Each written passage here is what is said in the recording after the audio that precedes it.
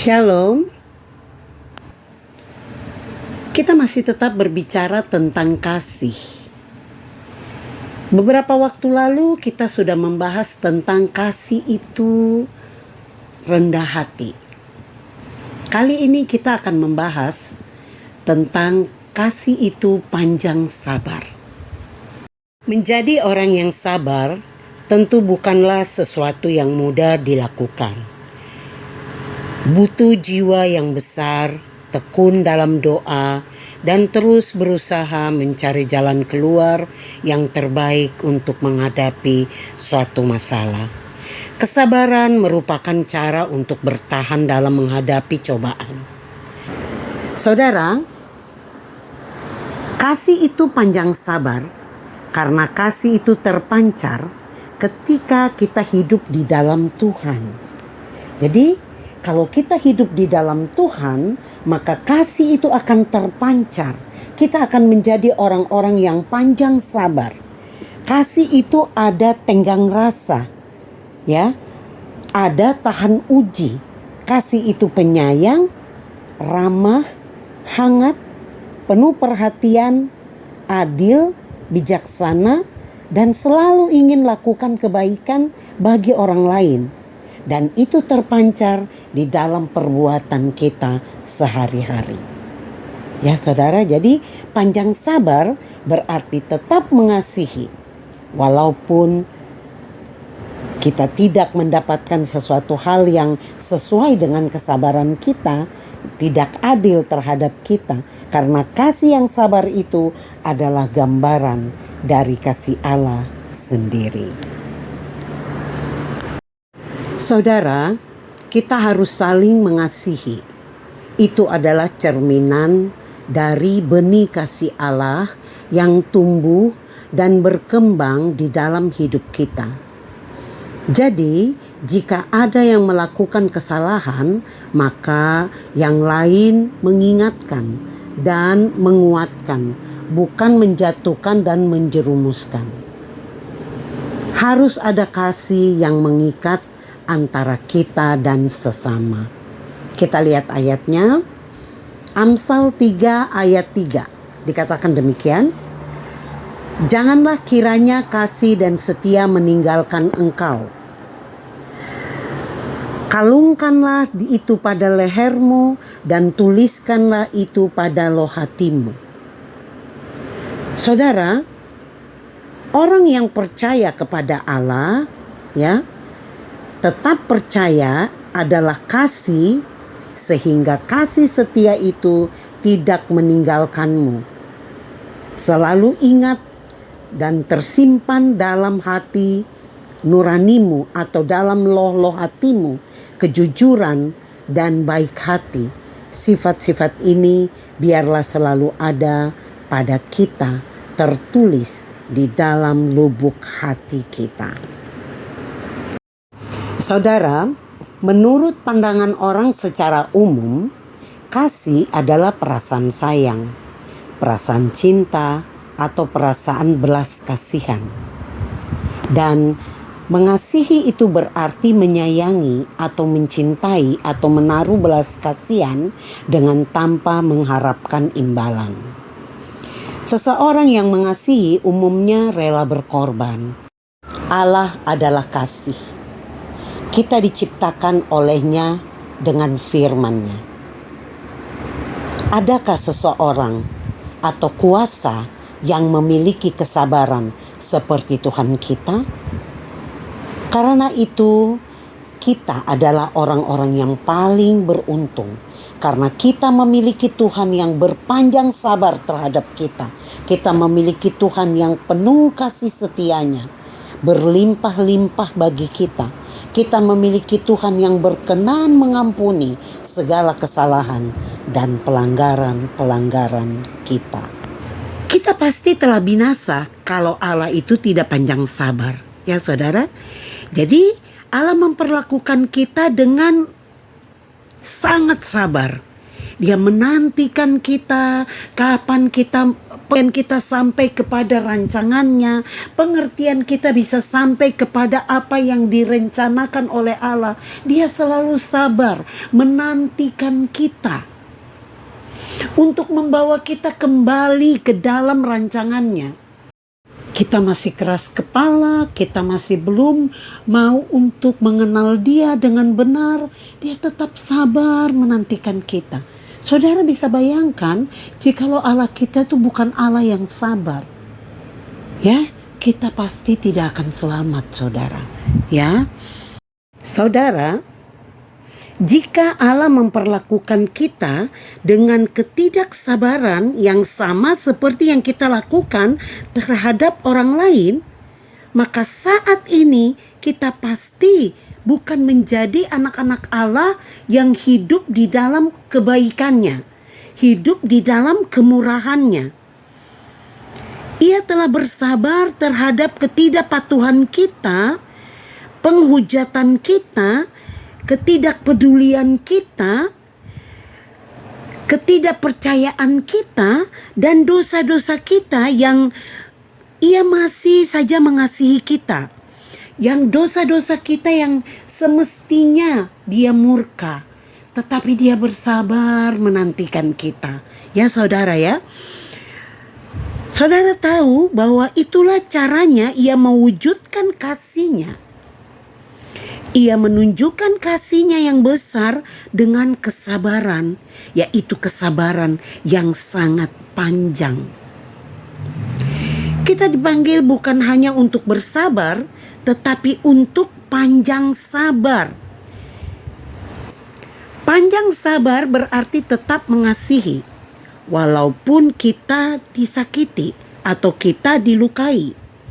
Ini berarti bahwa kita tetap mengasihi sungguh-sungguh seorang akan yang lain, sebab kasih menutupi banyak sekali dosa. Ya saudara, kita lihat ayatnya. 1 Petrus 4 ayat 8 dikatakan demikian. Tetapi yang terutama, kasihilah sungguh-sungguh seorang akan yang lain, sebab kasih menutupi banyak sekali dosa.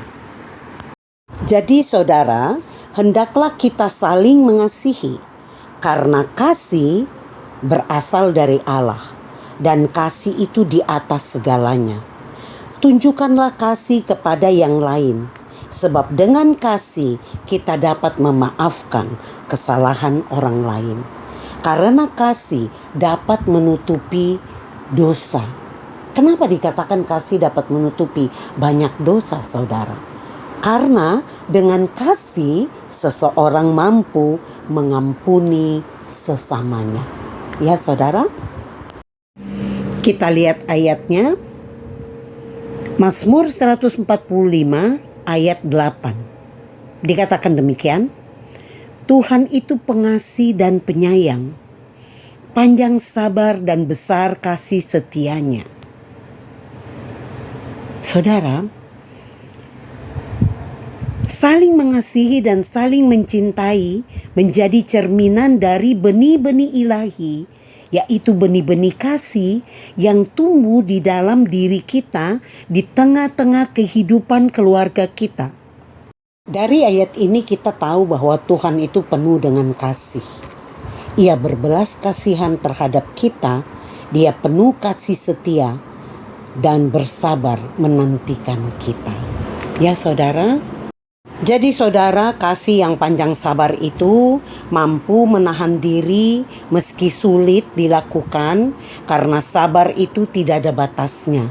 Karena kalau ada batas berarti itu bukan namanya sabar. Ya saudara, jadi mengasihi orang lain berarti kita sabar terhadap orang yang mungkin menjengkelkan kita, mungkin menyinggung perasaan kita, ya, dan kita sabar terhadap orang yang mungkin menyebalkan, ya. Jadi panjang sabar itu tak hitung-hitungan. Ya, karena kasih itu panjang sabar. Orang-orang di dunia ini cenderung tidak setia, Tetapi firman Tuhan menggambarkan sifat Allah yang kita percayai adalah sifat yang panjang sabar, ya. Tuhan itu penuh kasih sayang, Allah yang baik, ya. Besar kasih setianya dan menggambarkan kesempurnaan yang patut untuk kita ikuti, kita sembah dan kita puji. Ya saudara, sebagai contoh, kehidupan sehari-hari kita sebagai orang-orang percaya, ya, kita kadang-kadang tidak sabar menghadapi keluarga kita. Ya, tidak sabar terhadap suami, kita tidak sabar terhadap istri, ya saudara, tidak sabar terhadap anak, ya, tidak sabar terhadap pembantu, tidak sabar terhadap karyawan. Nah, kalau kita pemimpin, ya saudara, bahkan tidak sabar menantikan jawaban doa dari Tuhan. Semua orang menginginkan sesuatu dijawab dengan cepat, instan. Mereka makan makanan yang instan, ya saudara. Ingin segala sesuatu berhasil secara instan. Ingin memperoleh kekayaan secara instan. Ingin mendapatkan jodoh secara instan. Semua itu serba instan. Kita lihat ayatnya. Kolose 3 ayat 13 sampai dengan ayatnya yang ke-14. Dikatakan demikian. Sabarlah kamu seorang terhadap yang lain, dan ampunilah seorang akan yang lain. Apabila yang seorang menaruh dendam terhadap yang lain, sama seperti Tuhan telah mengampuni kamu, kamu perbuat jugalah demikian. Dan di atas semuanya itu, kenakanlah kasih sebagai pengikat yang mempersatukan dan menyempurnakan. Ya saudara, kita harus mengenakan belas kasihan, kemurahan hati, dan berhenti berbuat jahat atau dendam, iri hati. Tetapi kita juga harus belajar berbuat baik. Ampunilah orang yang menyakitimu seperti yang Yesus lakukan. Maka kita juga harus demikian, ya saudara. Kita dinasihati untuk mengenakan kasih, karena itu yang terpenting. Saling mengasihi agar kita sempurna seperti Tuhan Yesus. Karena kasih itu sebagai pengikat yang menyempurnakan. Karena mengasihi bukan cuma perasaan, tetapi tindakan dan karakter. Ya saudara, jadi jika kita mengasihi, berarti kita harus sabar, tidak menganggap bahwa sabar itu satu pengorbanan. Karena sabar itu kita tidak sombong, karena sabar itu adalah komitmen, ya saudara. Murah hati adalah tindakan, bukan perasaan. Kita belajar untuk tulus, ya saudara. Jadi perhatikan dengan jelas, Tuhan memang panjang sabarnya. Tetapi itu bukan berarti kita bisa memanfaatkan kebaikan Tuhan dengan terus melakukan perbuatan-perbuatan yang melanggar ketetapan dan peraturan-peraturannya. Jika kesempatan masih ada, mari saudara bersyukurlah, karena itu artinya Tuhan yang sangat panjang sabar itu masih memberikan kita waktu untuk berbenah, memperbaiki diri kembali, berjalan yang benar, agar segala yang Dia janjikan tidak terlepas dari kita.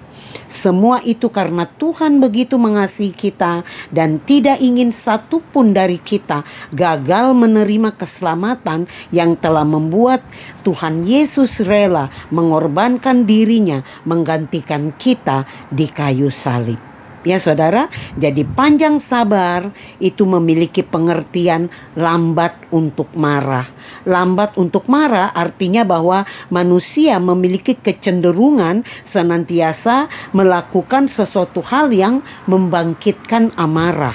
Ya saudara, jadi seperti itu ya. Kita lihat ayat berikutnya. 1 Yohanes 3 ayat 18. Dikatakan demikian, anak-anakku, marilah kita mengasihi bukan dengan perkataan atau dengan lidah, tetapi dengan perbuatan dalam kebenaran.